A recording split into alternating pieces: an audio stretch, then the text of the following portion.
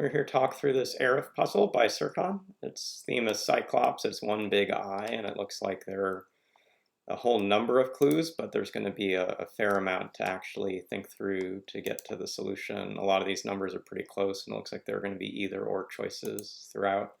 I'm going to turn on surface again in my tab function so I can jump between coloring some of these cells and doing other Araf marks. A lot of the spaces at the start will be taking some of these opportunities where cells have the exact same digit in adjacent cells or are one away in those adjacent cells, marking those off.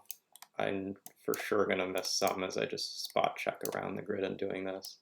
But it looks like a fair number of eliminations come out right at the start through this kind of thinking. Here's some more. This 3, 4 is another example, and these 1, 2s are other examples. I think that's pretty good. I probably missed something right here. There's another one. Maybe more elsewhere. One of the things that early markup does is it very much shows that this 1, 5 and also this 1, 3 domino are forced at the start of the grid. You get a situation like this 2 that has to extend in to the grid somewhat. You'll also get cells like this 4 down here, which has exactly 2 other circles it can join with, a 1 or a 1 that's 5 cells away or a 1 that's 3 cells away, and a 4 only has 3 cells maximum to do in a 4-1 group. And so you form this kind of pattern, and we then have a corner which is mostly empty, needs to connect through the only available circle, and also then connect into the largest clue around it to be valid there. So these are places you can make early progress by looking into the puzzle. I've started to isolate 2 different numbers in new corners, this 4 and this 5, so let's look through those a bit right now. One thing in this corner with the 5 is that it's got 2 clues around it, and if it went to the right and joined with the 2, it's got to take one more cell, and we've now isolated a single circle, and so there's one deduction you can make in this space, which is more like to get 2 groups that are able to extend out, considering how this 2 is blocking up above, the 5 joins with the 1. An easier form of that same deduction is over here with this 4 in the corner. If this 4 joined to this 2, it needs to take a 3rd cell somewhere, and I can't see where that would be. It's even the case like this 4 can't join with this 2, like this 6 can't join with this 3, this 4 can't join with this 7. There's some limitations, this 5 with this 2, just based on not being able to take an extra cell if you join those groups. So one thing I see that is a consequence of that is the 2 joins with the 9 is going to keep extending up. We've actually formed an interesting split in this upper left corner. I see 3 circles that I just marked in yellow. These do not join to each other. The 2 1s can't connect to themselves, and a 1 and a 2 can't come together. So this 1 is going to come to one of these 3s to its right or to its bottom, the same with this one. So you can draw these edges in practice, and that also means the 2 joins with this 5. It's going to take at least this 3rd cell, but when these cells are starting to wrap back around this corner, they need to join to this larger group, or you form issues elsewhere in the grid. For those who like thinking about uniqueness, I actually see there's a uniqueness trap right now in the puzzle. So we couldn't form a domino like this or like this, that these would be 2 options in the grid. And what I think that means in typical is that you have to have the horizontal domino here, and you have to put in these 2 edges. I'm going to ignore that in the logical solve, but for speed solving, I would take this part of the grid and actually pretty quickly mark some more consequences, and there'll be further consequences once this 3 is isolated and how the 7 comes out to go from there. So anyway, looking back to the intended part of the solve, let's color some more cells, and let's particularly think about what numbers are coming together with what other numbers. This 2 in orange and this 2 in red are both examples of digits that only have a few cases for them, and that's because there aren't so many large digits around the Cyclops eye in the center. The 6 and 5 are pretty large, but you can't join them from orange. You can't get all the way to the 6 without taking 6 cells.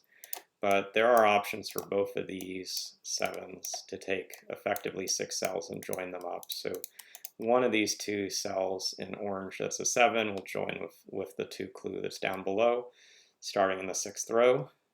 There's another space if we look at the red. The red can't come all the way up to this as a 7 cell clue. It can't reach all the way to this 5. The only thing I see for this red group is to connect to the 6, and in doing so it uses exactly 5 cells, so it finishes itself out immediately. 1, 4 is a domino immediately, 1, 8 is a domino immediately.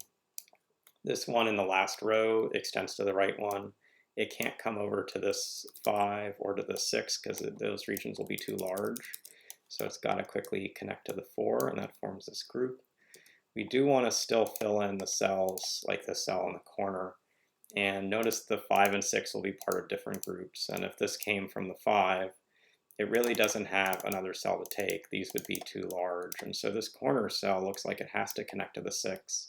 And it looks like the 6 will be 5 cells large, whether it joins this 2 or this 1. And that means there's going to be a 4 cell group, which is this 5 coming to these spaces over here. And there's going to be some more thinking to work through this corner. But let me try to figure out what the most useful part of that will be. One thing is probably to start looking at this number, which looks like it gets isolated a few different ways pretty quickly. One first requirement is actually it can't join to the digit just below it, that if 5 and 3 came together, you'd form a group that has to come like so out, and it then isolates this single circle, which is not going to be good. So this is a border, and it looks like then we can actually make a large cascade of placements just based on the edges we've drawn into the grid. If this 5 took the higher number, the 6 comes to the top as well. You get a 5 coming across, a 3 coming across, and now you have this 5 on its own that has to extend and connect somewhere else to the center of the grid, and it has too many cells. It takes a total of 8 to get all the way to the 7 clue. It's got nowhere to connect, and so that's going to be problematic, and suggests as one observation that actually the 5 doesn't come to the top, it comes to the left, and this is the group that's formed there. A different way to see it is also to think about this 1, and if this 1 is on its own, it also can't come all the way out to these things, and so this 1 has to connect somewhere, and it really only has this 5 they can join with at this moment. And so that's going to force actually the shading for the 6 group, which will help us a bit. And we don't actually know if this takes one more cell or not, but there's certainly a good headway with what we've marked in here to do some of what we need to do next. Looking for the next placements, we had marked at the top some of these boundaries. We didn't actually go back to the 6-2 group. It's got to take at least one more cell.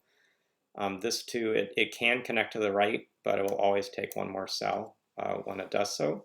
So that's a useful connection to make for sure. We want to think about where the remaining clues are going to connect up in some scenarios. There are some cells that are tricky to reach in the center section. Looks like this cell is tricky to reach. It's not something that the group in coming from the 2 can do. If it were these cells, that wouldn't be able to reach all the way over there. So like I'm interested by this cell, but I don't yet know exactly what I want to do with it. It could, be connected to by this group. It could be connected to by the 7 in some way. So there's still some flexibility there that's tricky to resolve. But there's still a little bit of space in this upper right that has, it needs to be filled in effectively, and we should ask, how do we split up the remaining digits to do any of that right connection? So let's start by looking at this 4, and let's think about what digits it joins to. It can't join to the 5. Those are too close. It can't join to this 1 because they're too far apart in space. And so it's going to be part of a 1-4 or a 1-6 in any form of this grid as it comes together. And that's going to itself limit sort of how much it can take over here. It actually looks like the best case is a 6-4, which will take 5 total cells, and there's certainly enough room to put that in. The worst case may be where it's 1-4 and it takes just a third cell, and we're going to have to get something else to take cells over here. Another thing to think about as we do that is then what do this 5 and 1 connect to. And this could join to this cell right away to its right. That looks okay. This could join here, in which case the 4 joins like so. And it looks like the constraint that we need to think about is going to be, again, something like domino packing. And it's taken me a bit of time to see the exact one that's critical, but it's going to be this digit right here. And it's going to be saying, does this connect to the 5 or not? And if it doesn't connect to the 5, it's got to come out, and it also can't reach to any other large digit in the center. The 1 is 7 cells away from the 7, and so it looks like the forcing step in this puzzle right now is this 1 coming to the right to a 5. It joins up here, this joins here. This 1 now does join with this 5 for sure. And it can only take as many as 1 more cell, so we do have to pack this space pretty fully. This 2, though, reaching out is going to cause some limitations. Let's come back to another color. Let's go to green. What does it join with? Well, it can't join with these 1s or this 3. It can't join with this far 7, but it can join for sure with this 7. And so it looks like the thing to note is that these come together as a group, which means in orange that these come together as a group. So we can keep drawing in some more cells as we go between them. We get some structure where this in orange and this in green work. And note that this pink cell still can't be orange. We talked about that before. It's too far away from the group. It would have to be 7 total cells to reach it. But it's also too far away to be part of this green, where when these connect, they'll be using 6 cells, and that will be all of it. So we've got to come over to the right, and we'll ultimately have to connect in and extend to this to reach this section. We still have to pack certain cells, like this cell is tricky. It can't be in green, but it's got to be in green or in orange because it's trapped between these 2 large groups. So we finish the look of this 6-cell group. That's going to actually do tiling up here. And we know this, so that 1 and 5 come together, the 1 and 4 come together. In green, the 6 cells we take have to be these. So we've got this pattern. This 3 can't come and take more than 2 cells. It can't reach to this other 1, so this is how this looks in the center. And we now really are just tied to filling out as much space as we can. We've got to reach this upper right cell in the corner. That can only be reached by the 6-2 group. This group here can take 1 more cell, and this takes 1 more cell, and those are all now at their maximum size. And so making those connections, we finished the grid. You saw it had a lot of challenging deductions in different ways. We certainly started by marking all the groups that couldn't connect together and got a start in the bottom and lower left corner. Could use the sizes of some of these numbers to get into places like the upper left, but some of the key constraints we're thinking in the center and thinking about the digits as they were starting to enter this 2 in red, and eventually this 2 in green, of like what numbers would it join with. Effectively, digits emanating from the lower right, this 1, this 5, and this 1, can't reach to anything else, and so they have to be tight within this corner, and that leads to this parity where you see these other groups joining together. So a bit of trial to figure out the forced connections, but there was always a single unique cell or single unique clue which was limiting the next steps. And once we found those, we were able to make headway through the puzzle. So I hope you learned a little bit about this grid, a little bit about the different ways to think about Araf and shift between logical styles, and we'll see you again soon.